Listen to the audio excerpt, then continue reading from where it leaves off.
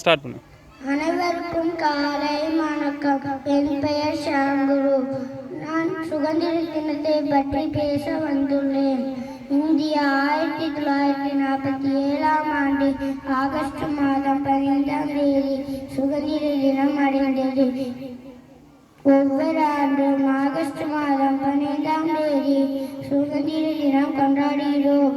இந்தியாவின் சுதந்திர விழாவாகும். நம் சுதந்திர போராட்ட வீரர்களின் தியாகத்தையும் நினைவுபடுத்துகிறது. நம் சுதந்திர தினத்தன்று டெல்லியில் உள்ள செங்கோட்டையில் பிரதமர் கொடியேற்றுவார்.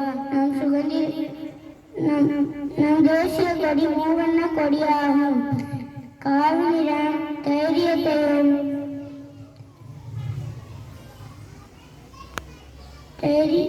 தியாகத்தையும் உணர்த்துகிறது.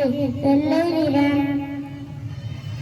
அமைதியையும் மற்றும் தூய்மையையும் உணர்த்துகிறது. பச்சை நிறம் பசுமையையும்